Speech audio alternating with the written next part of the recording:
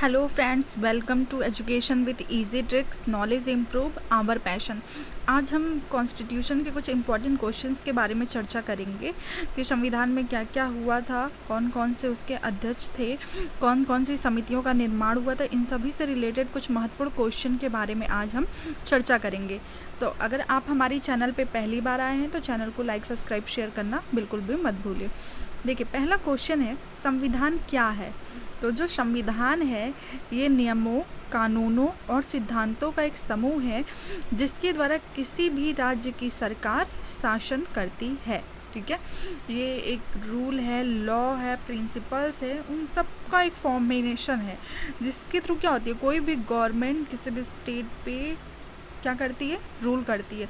तो कॉन्स्टिट्यूशन हमारा यही है, संविधान। फिर नेक्स्ट क्वेश्चन है, डॉक्टर भीमराव अंबेडकर जो थे वो संविधान सभा में किस समिति के अध्यक्ष थे? तो ये क्वेश्चन हर बार आता है और हर एग्जाम्स में आता है। जो डॉक्टर भीमराव अंबेडकर थे ये संविधान सभा के प्रारूप समिति के अध्यक्ष थे। फिर नेक्स्ट क्वेश्चन है, भारतीय संविधान सभा के अध्यक्ष कौन थे? तो डॉक्टर राजेंद्र प्रसाद है। और याद रखिएगा कि भीमराव जो अंबेडकर थे वो प्रारूप समिति के अध्यक्ष थे और जबकि जो राजेंद्र प्रसाद थे वो संविधान सभा के अध्यक्ष थे। ठीक है। फिर नेक्स्ट क्वेश्चन है, समाज के सदस्यों में एक न्यूनतम समन्वय और विकास बनाना किसका पहला कार्य है? तो जो समाज के सदस्यों में समन्वय और विकास का कार्य, कोऑर्डिनेशन डेवलपमेंट का, वो किसका कार्य है? तो ये संविधान के द्वारा होता है, कॉन्स्टिट्यूशन के द्वारा। फिर नेक्स्ट क्वेश्चन है, नस्लीय भेदभाव के पुराने इतिहास का जो उदाहरण है ये हमें किस देश से मिलता है देखने में? तो ये हमें दक्षिण अफ्रीका में देखने को मिलता है।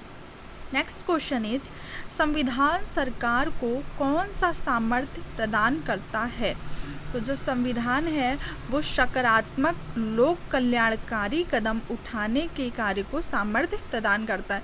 कोई जो कॉन्स्टिट्यूशन निर्माता थे, संविधान निर्माता थे, हमारे डेवलपर थे, वो क्या चाहते थे कि जो हमारी सरकार बने, जो हमारी गवर्नमेंट बने, वो किस ओर ध्यान दे, लोक कल्याणकारी कार्य उठाए, मतलब कि जो लोगों के हित के लिए अच्छा हो और जिससे हमारे देश का विकास भी हो, वैसा ही मतलब शासन कार्य हो, इसलिए इन्होंने इस पे पहल की।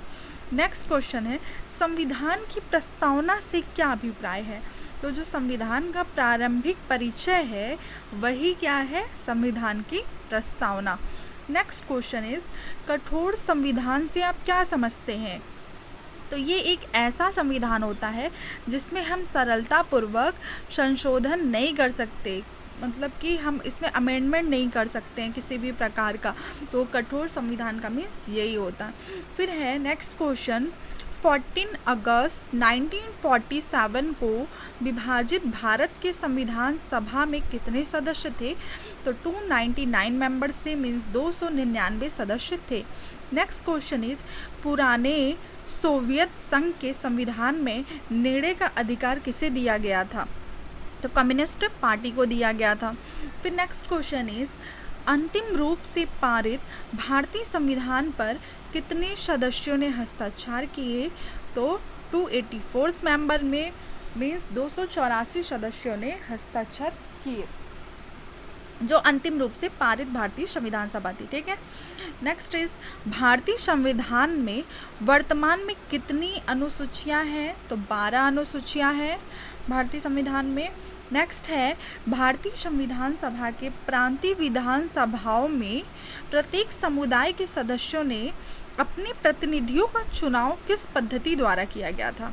तो आंसर है समानुपातिक प्रतिनिधित्व और एकल संक्रमण मत पद्धति के द्वारा। फिर है नेक्स्ट क्वेश्चन, क्रिप्स मिशन वर्ष भारत कब आया था? तो मार्च 1942 में क्रिप्स मिशन भारत में आया था। हम इन क्वेश्चन फॉर्मेशन के थ्रू इम्पोर्टेंट क्वेश्चन डिस्कस कर रहे हैं, किसके बारे में? अबाउट कॉन्स्टिट्यूशन के बारे में। और अगर आप इसको डिस्कस कर लेते हैं या हम 1 से 2 बार इसको देख लेंगे तो इससे क्या होगा कि हमारे जो डाउट्स हैं कॉन्स्टिट्यूशन से वो कुछ क्लियर हो जाते हैं और इन क्वेश्चन सीरीज़ के फॉर्म में हमारे माइंड में जल्दी सेट भी हो जाते हैं। और ये बहुत ही इंपॉर्टेंट क्वेश्चन सीरीज़ है फॉर हमारे नॉलेज के लिए एंड एग्जामिनेशन के लिए भी, क्योंकि अगर हमारे नॉलेज इंप्रूव होंगे तभी हम एग्जाम्स में कुछ बेहतर कर पाएंगे। नेक्स्ट है फिर क्रिप्स मिशन ने भारतीय संविधान के संदर्भ में क्या कहा था? तो जो क्रिप्स मिशन था उसने सुझाया था कि भारतीय संघ की स्थापना संविधान के द्वारा होगी और जिसका निर्माण संविधान सभा द्वारा किया जाएगा। तो फ्रेंड्स, अगर आपको हमारी वीडियो से अच्छी लगी होंगी तो लाइक, सब्सक्राइब, शेयर करना बिल्कुल भी मत भूलिएगा। Thank you so much for watching this video.